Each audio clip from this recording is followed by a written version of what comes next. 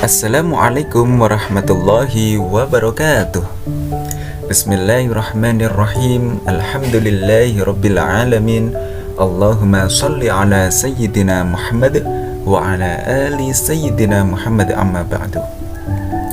Selamat pagi anak-anak sekalian. Bagaimana kabarnya hari ini? Ya, mudah-mudahan kalian semua selalu diberikan oleh Allah SWT kesehatan dan keberkahan. Amin, amin ya robbal alamin. Alhamdulillah, pada pagi hari yang sangat luar biasa ini Pak Ihsan bisa berkesempatan kembali untuk memberikan materi, menjelaskan materi kepada adik-adik semuanya, yang mana pada hari ini Pak Ihsan akan membawakan materi mata pelajaran fikih yang berkenaan dengan sholat berjamaah. Nah, untuk mempersingkat waktu, marilah kita mulai pembelajaran pada pagi hari ini dengan membaca doa bersama-sama. Berdoa dimulai. Bismillahirrahmanirrahim. Raditu billahi rabba wa bil islami dina wa bi Muhammadin nabiyyan wa rasula. Rabbi zidni ilman nafi'a warzuqni fahman jayyida. Amin. Alhamdulillah, pembelajaran pagi ini telah kita mulai dengan membaca doa. Mudah-mudahan ilmu yang nanti kita pelajari bisa bermanfaat untuk adik-adik semuanya dan bisa dipraktekkan atau diamalkan. Amin. Sholat berjamaah.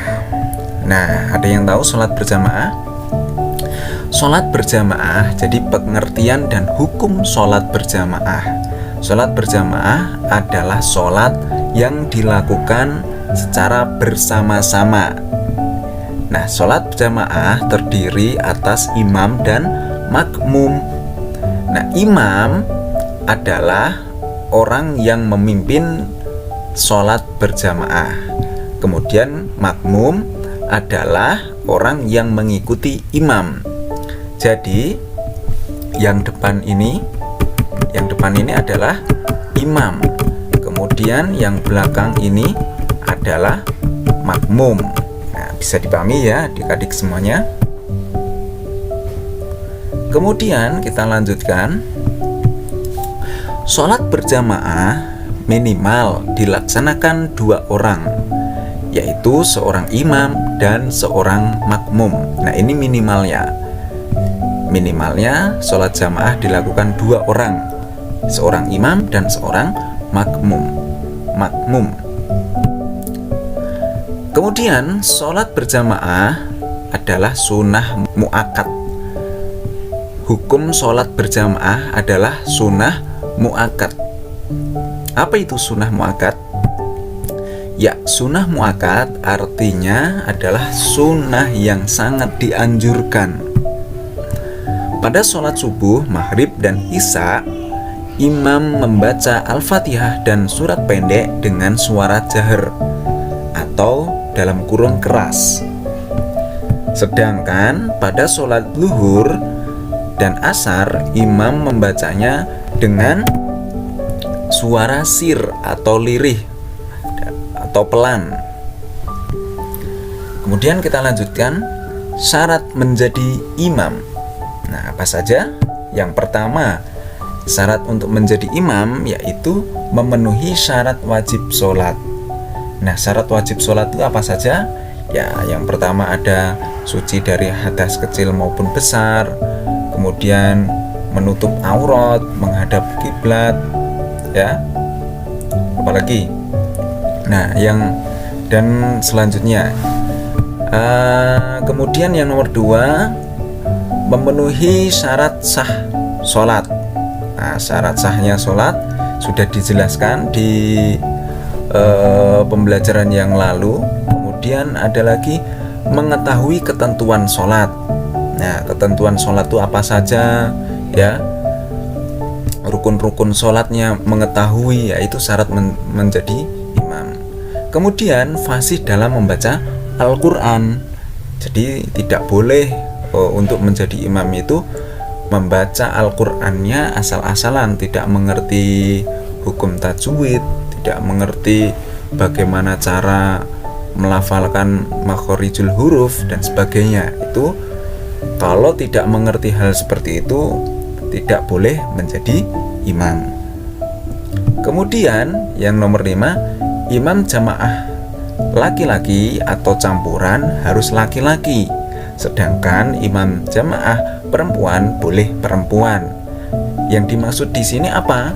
Ya, ketika makmumnya itu ada laki-laki dan perempuan, itu namanya campuran, berarti itu imamnya harus laki-laki.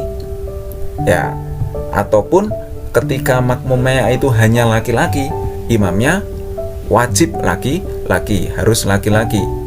Ataupun campuran seperti ini, kalau ini campuran ada perempuan dan ada laki-laki, nah itu imamnya harus laki-laki.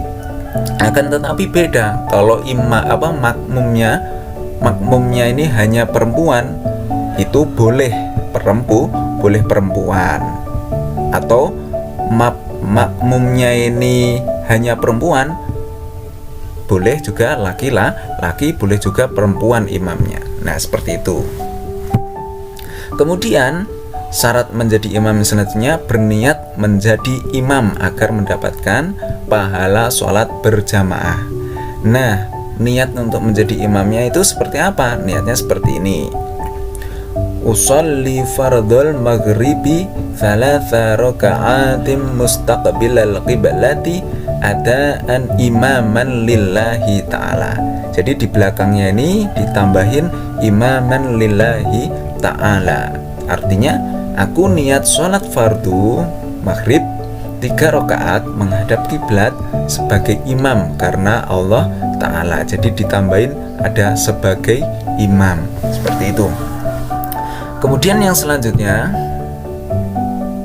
syarat menjadi imam dan makmum.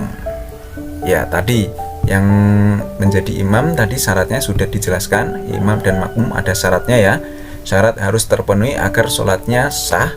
Berikut syarat menjadi imam dan makmum. Tadi yang menjadi imam sudah dijelaskan. Sekarang syarat menjadi makmum. Yang pertama apa? Ya, syarat menjadi makmum yang pertama adalah berdiri di belakang imam. Tidak boleh di depan imam, tidak boleh. Nah, syarat menjadi makmum adalah berdiri di belakang imam.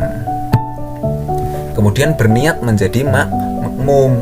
Nah, niatnya seperti apa? Ya ini: usolli fardhal maghribi thalatha raka'atim mustaqbilal qiblati ada'an ma'muman lillahi ta'ala. Jadi bedanya kalau menjadi imam ada imaman lillahi ta'ala, kalau menjadi makmum makmuman lillahi ta'ala. Artinya apa? Aku niat sholat fardu maghrib 3 rakaat menghadap kiblat sebagai makmum karena Allah Ta'ala. Jadi bedanya adalah imaman dan makmuman. Nah, kemudian syarat menjadi makmum yang selanjutnya mengikuti gerakan imam dan tidak mendahului imam. Jadi gerakannya itu mengikuti imam, tidak boleh mendahului imam. Nah, kalau mendahului imam berarti syarat menjadi makmumnya tidak sah. Ya, seperti itu ya. Berarti tidak mendapatkan pahala sholat berjamaah. Kemudian yang selanjutnya hikmah sholat berjamaah. Apa saja hikmahnya? Yang pertama, sholat berjamaah adalah amalan yang sangat mulia. Jadi sangat mulia ya. Sholat berjamaah ini adalah amalan yang sangat mulia. Jadi pahalanya itu lebih besar daripada sholat sendirian.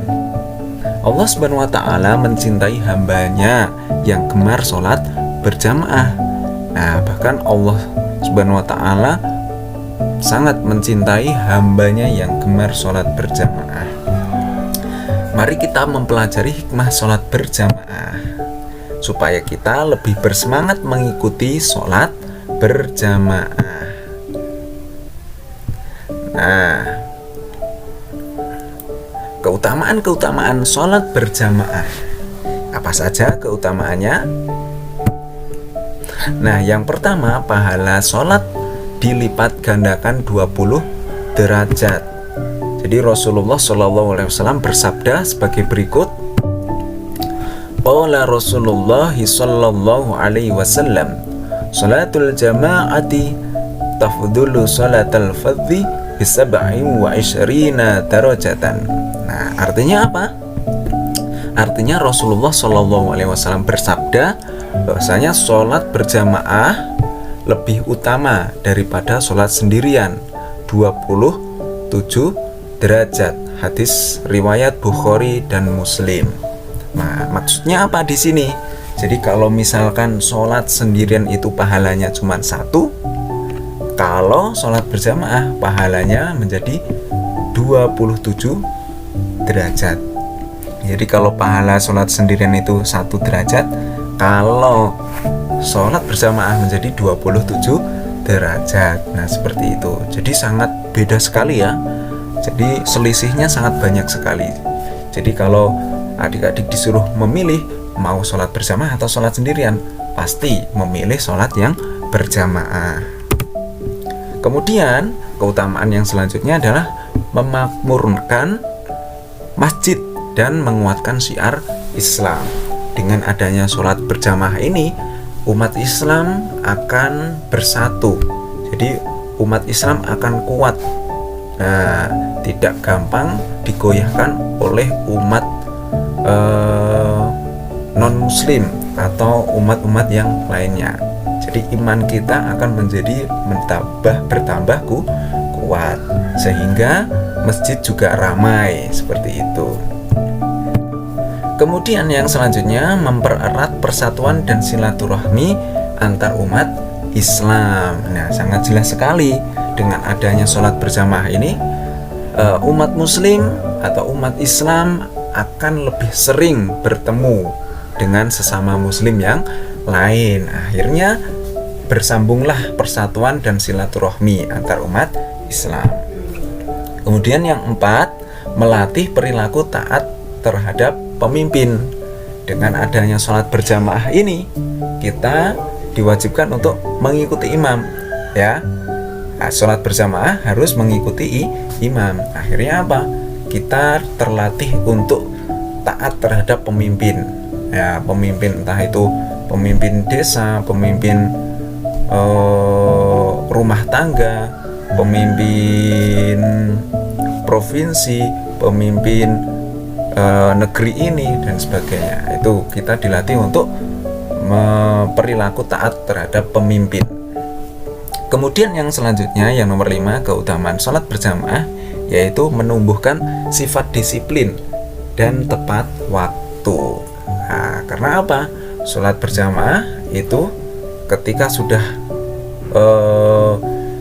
adzan, ya, kemudian iqomah, itu pasti akan dilakukan sholat berjamaah.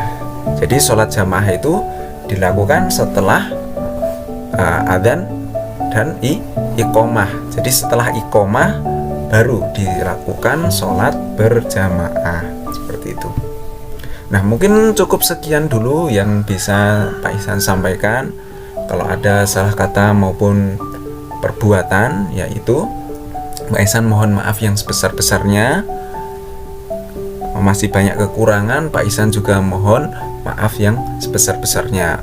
Pak Ihsan akhiri, wabillahi taufiq wal hidayah. Wassalamualaikum warahmatullahi wabarakatuh.